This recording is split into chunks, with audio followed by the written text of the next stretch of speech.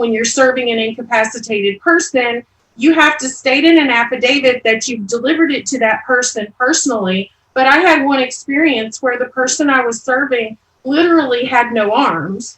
I couldn't hand this person the papers, and they're a minor. They were like, 12, 13 years old. And, wow. So my affidavit said that I left the papers for this girl, but in the presence of the person who was her care provider. And I guess the biggest nightmare was that the auditor at the court went back and reviewed all the affidavits. Unfortunately, it was like 2 years later, and decided that the service was not good, and I had to go back and I had to reserve her. You're listening to Process Server Daily, the show where hustle meets strategy in the high-stakes world of process serving. From elite pros to the new servers taking massive action, these are the voices of a rising industry. Hosted by the founder of 123 Legal Support, Mighty Mike Reid. This is your backstage pass to building a profitable process serving empire. Let's get into it. I am really excited to bring on an excellent guest. My guest today is a certified process server in Texas with 13 years serving papers. She has held positions on the board of directors for TPSA and TexApps in Texas, as well as served on a number of committees with NAPS, the National Association of Professional Process Servers. Her passion is for helping people. She has lots of ideas and opinions and is unafraid to share her cool perspective, which is one of the things I love about her. Even if it's not the most popular view, she and her spouse founded We Deliver Legal Services in 2012, and she appreciates her long-term clients. And honestly, one of the coolest people I know, Jessica Jester Saucedo. Welcome to the show. Thanks, Mike. Hey, this has been really cool. I'm really excited for you to come on and just kind of tell your story. The Process Server Daily show is all about highlighting process servers who have really made an impact on the industry or just have a cool story to tell. And so it's really cool to bring you on, and you have a lot of experience when it comes to associations and building a business and starting a business. And so this is really cool. So take just a minute and tell us a little bit about how you got started in the industry. Well, I responded to an ad on Craigslist, Girl Friday needed for legal services business. And I had no clue what I was getting into. But I went and I interviewed and did a second interview and a third interview, and I got the job. And within 2 weeks of helping this gentleman, Mr. Ron Gilbo, with his company Best Process Service, he went into the hospital to have a hip replacement. So I was kind of thrown into this managerial role really fast when I didn't know a whole lot about anything. And he helped me from his hospital bed in his living room, get his business, keep his business going while he was recovering. Oh my goodness. So did you find yourself, you don't have to answer this, did you find yourself having to change bedpans and stuff too? No, I made him the occasional sandwich for lunch, but Ron and India Gilbo were just a blessing to my family at the time because my kids were really little, and I was looking for a place where I would have the flexibility to be able to take my kids to school and pick them up and participate in school activities, and they were just a godsend for us. So it was a perfect match, and they helped me get my certification as a process server through the state of Texas. And then I worked for them. Mr. Gilbo passed away in 2007, and then I continued to manage the business for his wife through 2012, and she sold her portion of the company to myself and my husband, and we used that client list to start We Deliver Legal Services in 2012. Okay. Yeah, wow. So it's interesting hearing the different reasons people get in the industry. A lot of times, actually almost every time, people get into industry because they want to earn some money. Right. It's like not like people are sitting around going, I'm going to be a process server one day, right? And they're like, let me do.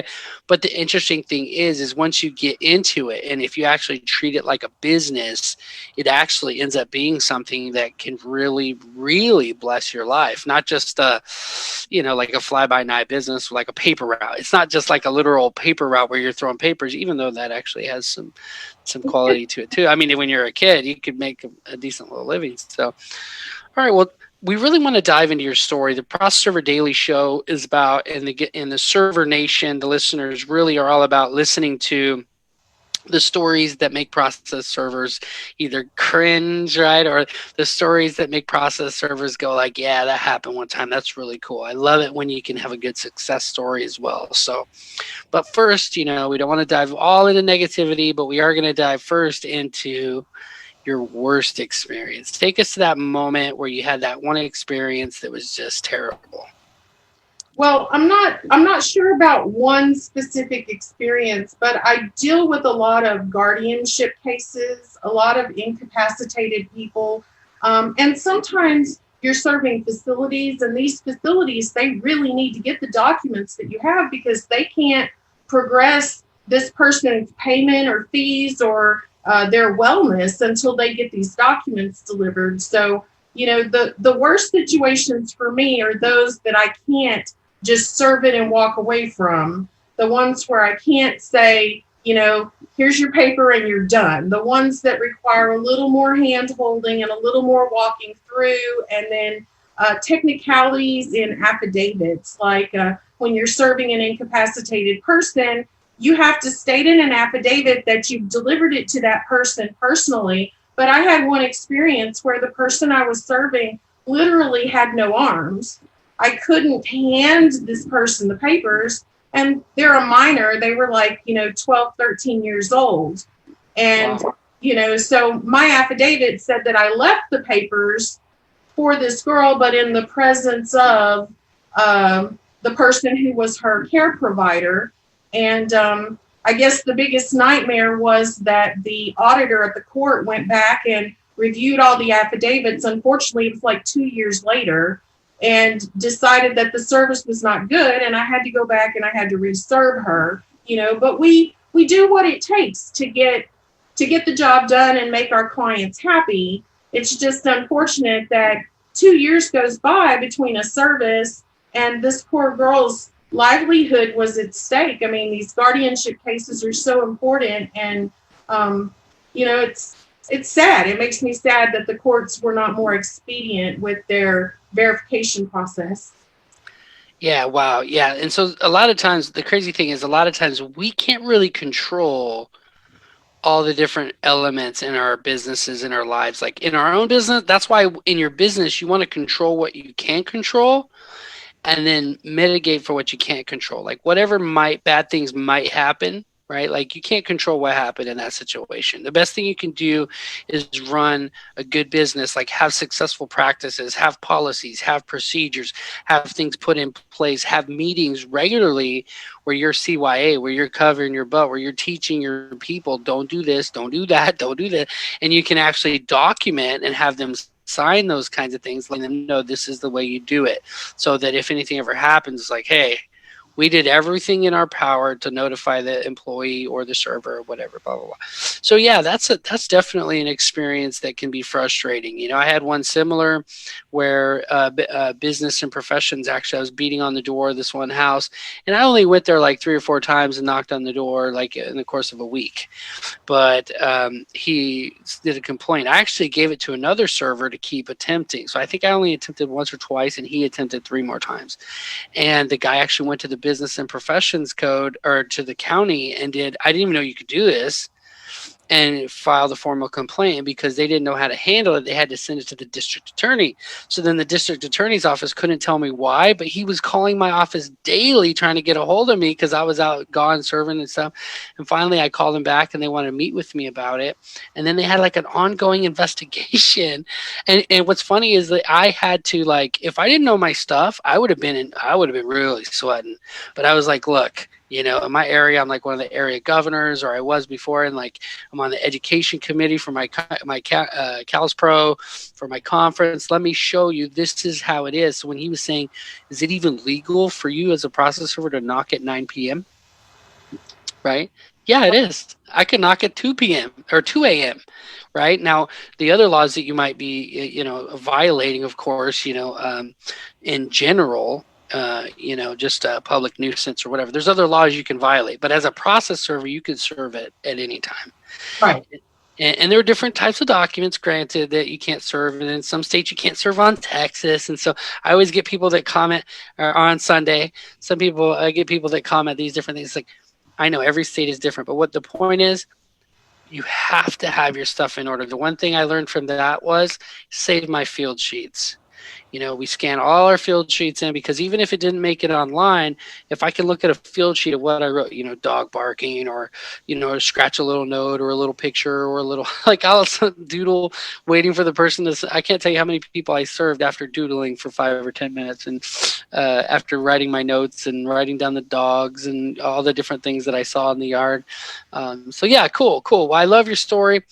Let's dive into your greatest experience working in this industry. Take us to that moment. Well, again, it's been a long time since I've served many papers. I've pretty much run my office now, and I have servers who help serve the papers. But probably the best experiences that I can remember have to do with, just the company parties, the client dinners, the invitations that you get from some of your, from some of your better clients. The holiday season is right around the corner. I got my tree up in the back.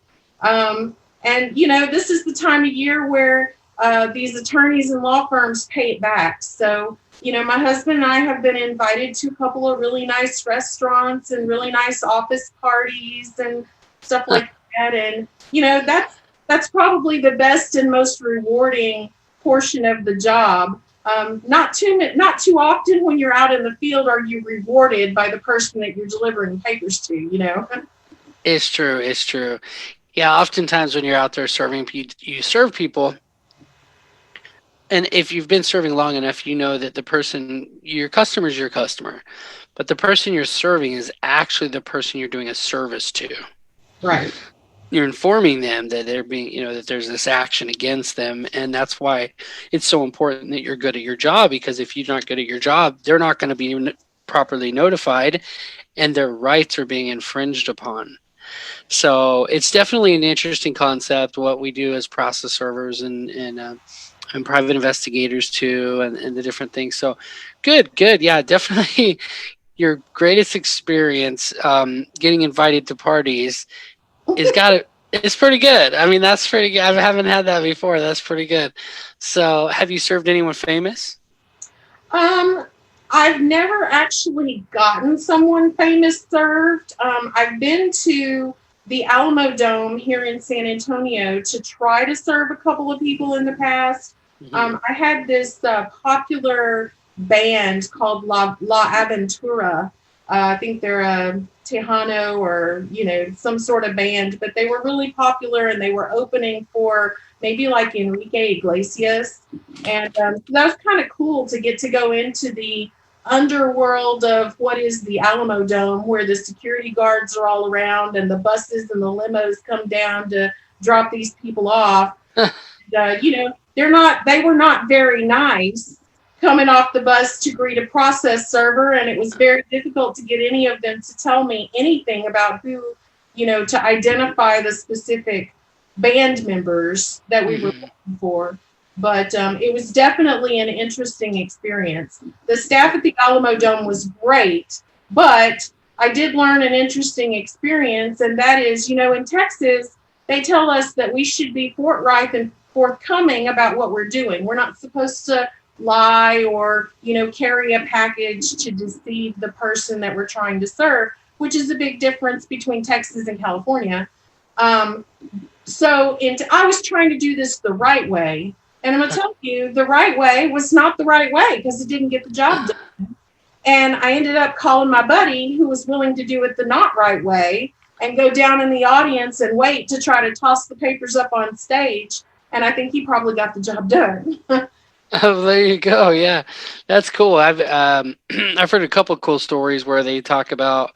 Man, I can't remember who it was, but he was. I think it might have been Andy Eston here in California. He was saying that he was serving somebody, Johnny Carson or someone famous like that, and he ended up calling their office and saying, if you don't come out, like, I will serve you on stage when you come out and start singing. I will. And the guy called right away, and he goes, just call me anytime you have anything. Okay, don't come to serve me on stage. I'm gonna look it up. I'm gonna ask Andy. I can't remember if it was him. He's got some pretty good stories of serving people in the Playboy Mansion and stuff like that. So very cool. So let me ask you this, like, you got some great stories. You've been in business for a little bit. What makes your business different from other businesses in your area? If I'm an attorney and I'm calling your area and I'm like, I want to hire a process server, why do I hire your business instead of the next person's? Well, first of all, I listen to my clients and I ask a lot of questions to try to find out as much about the job as I can, because I know that different process servers have different strengths and different weaknesses. And in my firm, I've got process servers who have strengths and process servers who have weaknesses. Unfortunately, one of our weaknesses is patience and sitting and waiting and doing stakeouts. I'm not a private investigator. In Texas, you're supposed to have a PI license in order to legally perform a stakeout. So we do what we call sit and wait, or wait time. But patience is a virtue. And if I am not the right person for the job, I will tell my clients, I'm not the right fit for this job. I think we need this kind of process server who specializes in this. I have a couple of buddies. My buddy Dennis Cromwell here in San Antonio used to work for the CIA, and he's ex-military. And, anytime I need someone served at the courthouse, he's my guy, because he's really, really good at picking out one face in a crowd of people. He was trained for it, but we don't all have the luxury of having that specific training. So I think the thing that really sets me apart is that if I know that I'm not the right fit for the job, I'm going to be honest with my clients, tell them I may not be the right fit, but look, we can go with these people and we can get the job done. And I think they appreciate the honesty. That's good. Yeah. Knowing your limitations is actually one of the things that frees you, because then you're able to say, you know what, we don't do that, but we do a dang good this, right? I always use the example of In-N-Out. I know they're not everywhere, but In-N-Out burgers, or another one's like Five Guys. I mean, there's a few, but like basically we don't do a chicken sandwich, but we make a dang good cheeseburger, right? And that's what you want to be. And every business that's really scaled and has really done a good job of providing a good service or a product, it's usually that. There's like 3 to 5 services max, and they're really good at one of those things. One of those things, they're better than anybody else. And that's the business that's usually, or they have a differentiating factor, like they're the only person in the pond for 10 years. Like in California with One Legal, you get some of these guys, they were first to bat, and no one else came along for 10 years. And like when it comes to e-filing, they built their own e-filing portal. They started e-filing in many respects in California. So good stuff. Yeah, I love that. I would definitely hire you over the next guy, just so you know. Or girl. I mean, anyways. All right, great. So that's what makes your business different. Tell us, what are you working on right now that you're most excited about? Well, I am very involved with some of the process server associations. And right now, my big project that I'm super excited about is with the TexApps Association, the Texas Association of Professional Process Servers. We're gearing up for this Texas Process Servers Expo and Job Fair, which is an event unlike any of the conferences that any of the other states have done. We're catering this event to the exhibitor, to the vendor, and to the independent individual process server. So for process servers, it's just a one-day event, and they can come for $10, come in the door and have exposure to all of these great vendors and a job fair, and all of the education providers from the state of Texas who are certified by the JBCC to teach classes. I mean, there are a lot of process servers out there who don't realize the many different variations of education they have at their fingertips with what's available online. And a lot of process servers, the independent servers, seem to find trouble going to an expensive conference, where it's a multi-day closure for their office. So we're gearing up for this event, February 29th, 2020. That's Leap Day. Put it in your calendars. If you're a Texas process server, you should be there. I know you're going to be there. I'm excited you're going to be there. I'm really looking forward to this next big event. Yeah, I got to tell you, I love going to conferences. I've always kind of went to about one a month. And my year in 2020, I thought, why don't I just go to a conference a week? So literally, if you look at my schedule, it's Monday because I have my kids every weekend, my little ones every weekend. And so like basically if it's on the weekend, I don't go to those as much, but like the week-long conferences, I have one like every week of this. Like there's like 48 conferences I'm going to. So what's really cool though is about text apps is like I know we talked about setting me up with a table, but if you can get me an extra table, I want to do another table. I want to support you guys on this one and help you guys out. I mean, look, I don't know how many process servers are going to come, but first of all, I'm going to I'll have one table for process server daily because we are actually going to go in the end of 2020. We're actually going to go nationwide as a process serving company, not as process servers boots on the ground, but supporting process servers with getting more business. Okay. And then the other one is Mighty Automation. What I'm turning into Mighty Mike Marketing, which is my marketing company where we build automated websites. So I'm really excited to go and like see, who shows up. And because, I went to the other Texas conference, which is TPSA, which was great. A lot of great folks there. And so definitely hope and look forward to a great experience. Is there anything that you know about the conference, right? I mean, the conference, anything that you know about the Expo, because we're talking about the Expo, that might encourage people to come and just have fun? Well, because it's a one-day event, we're going to try to make it worth everybody's while. I guarantee you that if you come through the doors, you're going to walk away learning something. And that's always exciting for me. I like to learn new things. I think it's going to be a great opportunity for all the vendors. In Texas, we tend to need a little more hand-holding and a little more, like personal one-on-one demos and experience with software. I think your Mighty Automation is probably going to get a lot of attraction because people don't know how to build their own websites, and they really need that. And there's a lot of companies out there that are doing it. And for me, this is really just about giving something back to the process server industry in Texas. It's a lot of my time. My husband was in the hospital for a couple of months this summer, and it was a eye-opening experience for both of us. Because, life continues, whether you're up or down or in or out. I mean, thank goodness for our clients who have just stuck with us and supported us, and all the wonderful process servers in and around the San Antonio area who helped us keep our paper served. That's good. It's so important to understand, that you have servers that are out there serving for you, and then you have this while you're like trying to manage the in-office thing. I think a lot of servers that have boots on the ground, they know they're the guy. They know they're the most important element. They know that. And I think you'll agree with me. They're the most important element because they're the ones that are putting the gas. They're the ones that are buying the tires. They're the ones getting So I love that you're doing this for them because process server, I know when I was an independent small process server just starting out, $20 a serve type of situation where like I was doing as many as I could so I could get more money, but then you're putting in more gas because you're doing more miles, and then you got the tires, and you're just like, can I get a break here? And so it's cool that you guys are doing this Expo.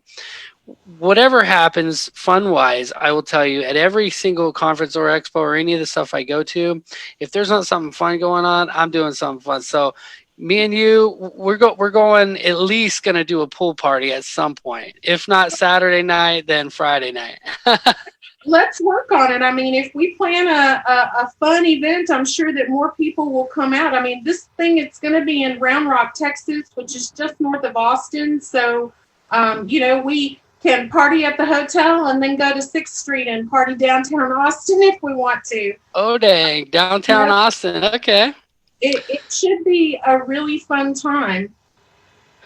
Very cool. Well, I'm excited. I'm excited to see you there. And definitely I'm going from one conference to that and then going down to social media marketing world on Sunday morning. So it's going to be a busy couple weeks there, but I'm really excited to help you guys, support you and also just kind of meet all the processors. I love meeting all the great people in Texas. So.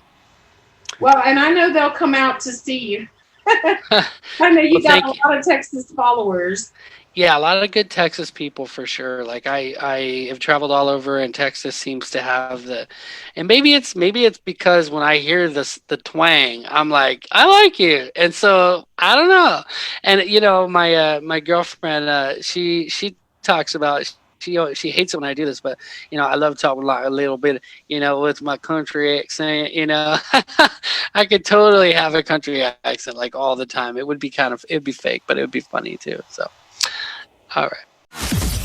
Hey, quick break from the episode to tell you about something that's changing the game for process servers across the country. It's called Mighty Process Servers. And yeah, you can join absolutely free. Inside, you'll get full access to every course, every download, and the educational tools that we use to help process servers build profitable companies. We meet every Tuesday at 1 p.m. Eastern for our live Mighty Mastermind call. Come join the conversation. You can connect with other professionals, post on the discussion board, direct message members, and become part of one of the most engaged communities for process servers. Don't wait. Go to mightyprocessserver.com and join today. Those who get verified get listed and start bidding on jobs same day. Now, let's get back to the show.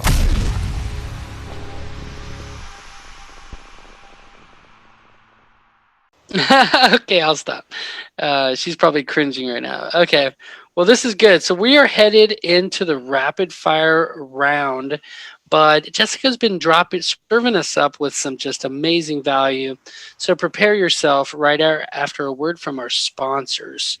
And for those of you guys that are on Facebook, you get to hear me read it. Welcome back to the show. Jess, are you ready for the rapid fire round? I'm ready for your rapid fire round. What is your favorite skip trace tactic? I actually, I pride myself. I use at least 3 databases. I cross-reference my databases. So my 3 right now, the 3 that I have found that were the best are IDI Core, Tracers Information, and DelvePoint. Between the 3 databases, running reports through all 3 of them, I can almost always find them. Very good, very good. What do you use to track your cases? I use Process Servers Toolbox. All right. What is we won't fault you for that. Well, I've recommended a lot of people to Serve Manager. I used Serve Manager.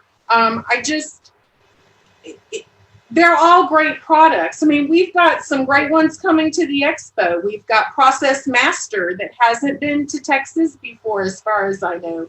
And My Private Eye software is coming to the Process Servers Expo. So there are still some new competitors out there. And I'm excited. I like to do demos with the different software companies because my level of computer expertise and using software is different than somebody else's level. And in Texas, we have people who are at all different levels. Mm-hmm. And ServeNow has worked so hard to come to all of the Texas events and sponsor and work with all of the organizations that I've been part of. And, they've done their hard work to earn their clients. So believe me, I know what a phenomenal tool Serve Manager is. I happen to be using Process Servers Toolbox right now. I really like it for me. It fits for my business. My process servers find the app really easy to use. But we made our decision as a team. I didn't make the decision by myself. We made our decision as a team because I want everyone to be on the same page with what we're using. Yeah, there's a lot of different reasons for the different softwares you might choose. I have this debate because my girlfriend happens to work for PST, and we have these little debates, because I use Serve Manager, and I actually really like it. It's good because who was it? Was it Jeff Bezos? Man, these quotes. Anyway, no, it was Ray Dalio. Ray Dalio is a big investment broker guy. Like, he was one of the guys that created one of the first machines that could pick stocks based on what his brain would do.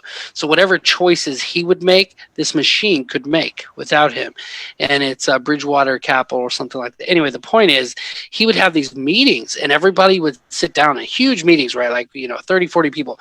If everybody if everyone sat down with all these people on a certain topic in the business and nobody had an opposing viewpoint, he would say, okay, well, if we don't have any opposing viewpoints, let's table it and come back to it tomorrow until we have some opposing viewpoints.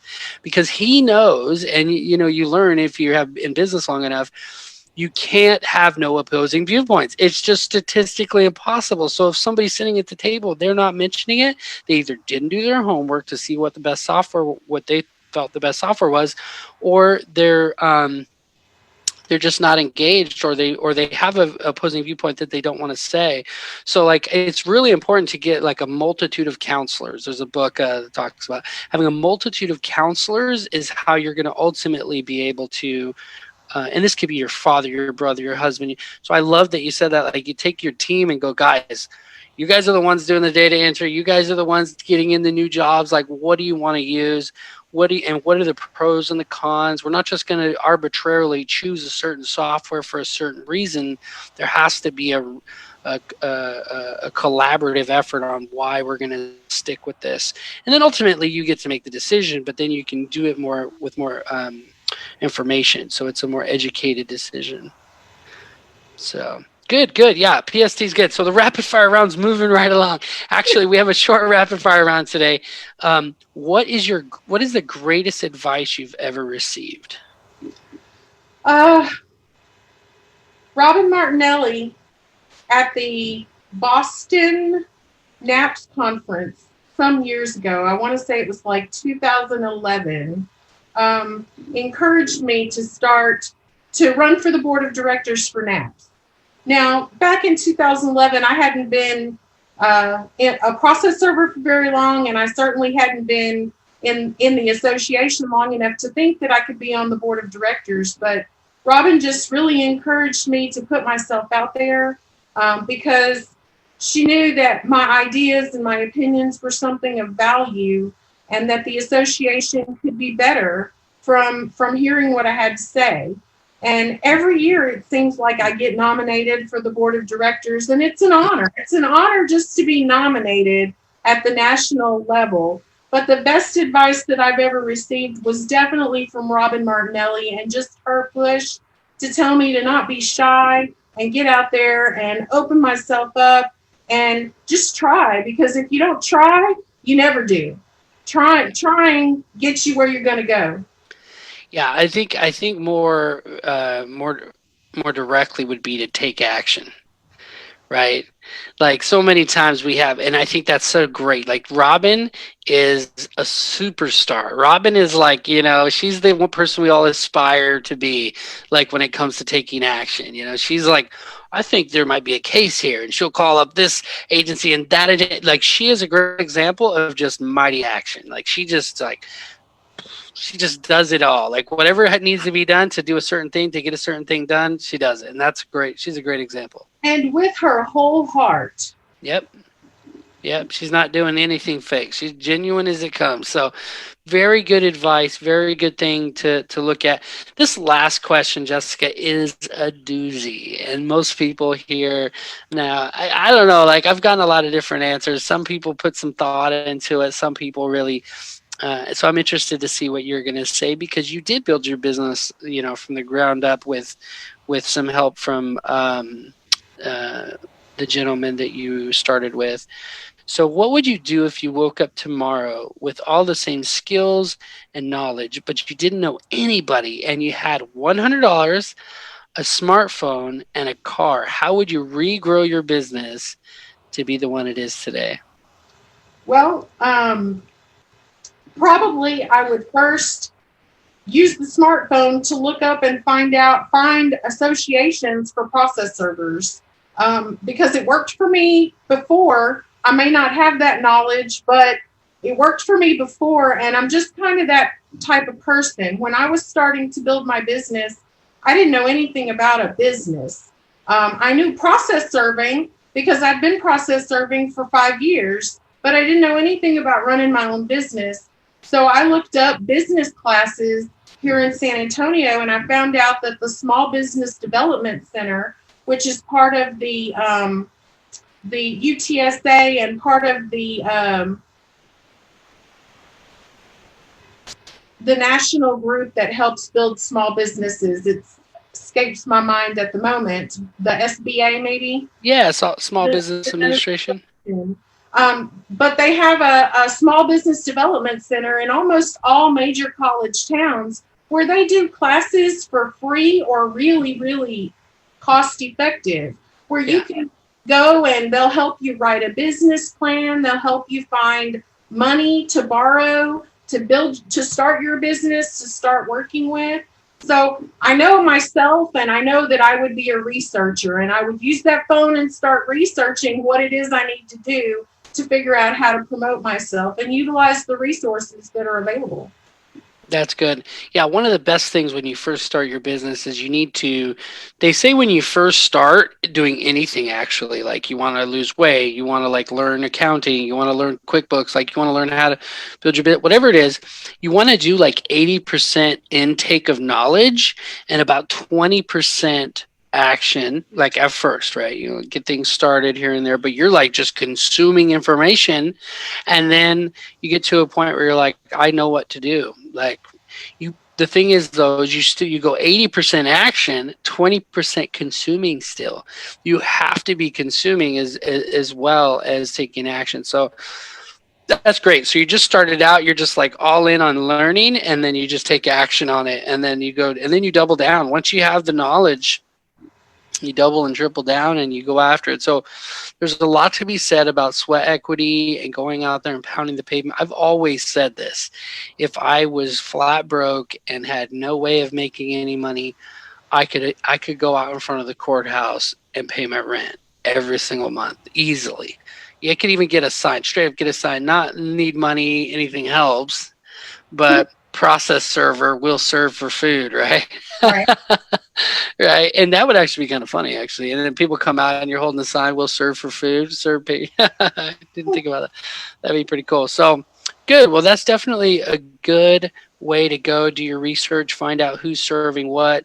One little tip, and you got to be careful in your specific courthouses, but sometimes they have like a will call, and that where they put all of the documents where people didn't put an envelope or didn't put a card, and that's like public where they can like just come and go through it. You go through there and you take some of those ones where there are attorneys in town that might want that, and you go and you deliver it to them personally and say, hey, I don't know if I shared this tip before, but I've done it a couple of times. One of them was an order after hearing that had been sitting there for 5 days, and I was like, they want this, right? They're going to want this. And so I don't know why they didn't put an envelope, but I took it and delivered it to them. And so, of course, you got to be careful. I know different courts are different, but in my court, like that's gotten me a lot of clients where they're like, hey, well, thanks for bringing it. Well, yeah, no problem, man. I was on my way. I love your building. I always see your name as I drive by it. And then I saw this in the will call box while I was getting something from one of my other clients who pays me money, right? I have another client, so I do this for a living. And so then they're like, okay, well, hey, how much you charge? Where's your card? And then that's how you make that connection. You got to provide value first. It's one of the hardest things to do, especially in a service-based industry, unless you're just going around doing free services. And oftentimes they have to make the decision to hire you in the first place.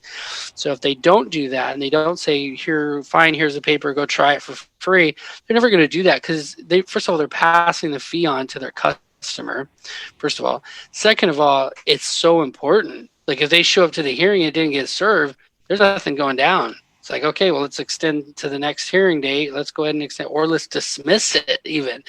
So yeah, it's super important. And what is your parting piece of advice for Server Nation? Find those groups, those organizations. The information that you guys share through these interviews on Process Server Daily, this is how process servers learn. I know it's online and it's all new to us, but my kids are learning online every day. So we've got to embrace the technology that's out there for us and reach out to these associations and get involved and make connections and build relationships and meet other process servers. Because if you're a process server and you're not getting any papers, I promise there's another process server out there who wants to send papers to you. They need their papers served. Yeah, and that's actually one of the things the Expo is good for, right? Is like at the Expo, there's going to be big companies. Like I'm going to bring my company, Process Server Daily, where you can come and get interviewed and get free publicity for your business. But you can also meet other companies. I don't want to name drop because I don't know who else is going to be there. But some of these bigger nationwide companies will be there, and you can talk to those people, make those connections. They'll ask you, hey, where do you serve? What, how much do you charge to serve in your area? Or do you have rush services available? Do you do evictions? Do you whatever? And so you'll make those connections with those are bigger companies, and then they can help you grow your business. I don't know anybody who didn't start out as an affiliate, right? Another process server who was working for a larger process server. Like I remember when I dropped out of college going to nursing school, I was doing all my papers were from a local affiliate, and I dropped out because I was making $4,000 a month, and my friend Craig, a good friend of mine, he was working himself to the bone, making about $3,500 a month, and he just he was like not happy, and he was working 12 hours a day, making $3,500. I was like, okay, I'm making more than this guy, and I'm only working 2 hours a day in the evening serving papers. So definitely a good way to earn a living if you're a hustler and you're willing to go out there and actually knock on some doors. So in Texas, since the JBCC started the certification program, there are almost 4,000 certified process servers in the 254 counties in the state of Texas. And a lot of them, when I call and need a paper served in some obscure place, have never served a paper. They, yes, they're certified, but they did it as a part-time something, or the clients just never really came through. And, I tell my process servers when people call me and they say, "Are you hiring?" Well, I'm not always hiring, but there are always process serving companies that are out here hiring. And I put some of those process servers to the test interviewing with me. I'll give them 5 papers in 5 different zip codes and then show them what the difference is in serving 5 papers in 5 different zip codes versus serving 10 papers in 1 zip code, which is one of those benefits that these larger companies can give. They have more papers in a more confined area, so they pay a little less, but ultimately you make a little more money because you're not out the gas and the tires and the time that it takes to have to cover 5, 6, 10 zip codes, That's true. And another good thing about being an affiliate like that, being a process server for a larger company, is many times they do their own proofs. So every process server has been doing it for a little while, a few months, at least for 5 or 6 months, and you're starting to get some business, that proofs are the bane of your existence. Like you just want to serve the paper. You don't want to sit down and do paperwork. And now some people, that's their thing. They're good at it. I learned to teach myself, like I taught myself that, once I do the proof, I get paid. That's how I look at it. Like and then I started getting collection clients that would prepay. They'd give me a check for $3,000 or $4,000 and a huge stack of papers. And then that's when I learned the lesson of automation, that can I get these guys? They were entering the info into their system anyway. So to get them to enter it into my system instead of theirs and then give them access was just the most genius thing I could have ever done, because now I don't do any data entry. I just print the field sheet, print the document, and I don't have to do that big stack of data entry, and I still get the fat check. So those are the things you learn as you've been in the business for a little bit, and as you've been doing, you get these problems. I think that's more of an entrepreneurial conversation, but still, as a process server, you are an entrepreneur and you are trying to grow a business. Even if you're an independent by yourself, knocking down $20 serves, you're still a business owner. Yeah. So that's good stuff. Well, thank you for coming on. I really just appreciate having process servers come on. If you know any process servers in Texas that want to come on the podcast and tell their story, definitely invite them. I will. Absolutely. It's fun. Yeah. What is the best way that we can connect with you? And if we have any, hotshot attorneys that are looking for a good process server there in the area, or anywhere, probably in Texas, right? Yeah, we can get it done pretty much anywhere you need it in Texas, or nationwide through the NAPS Association. My best contact information, it's www.wedeliverlegalservices.com or service@wedeliverlegal.com, or my phone number, 210-909-7332. We deliver legal services, and I'll answer. We deliver. That is so cool. Well, Jess, I want to personally thank you for coming on the show. I've been impressed with your story, and I'm excited to share it with the world. Thanks. I appreciate it, Mike.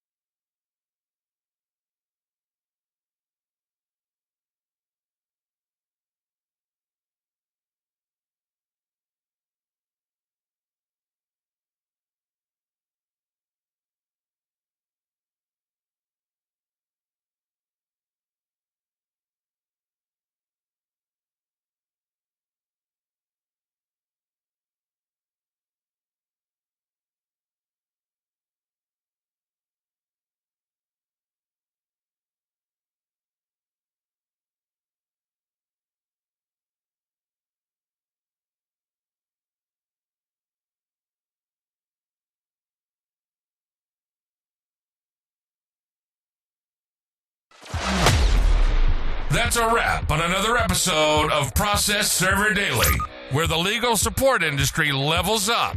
Want to grow your process serving business with the best marketing tools, the most engaged community, and the highest ranking directory online? Visit mightyprocessserver.com. Claim your listing.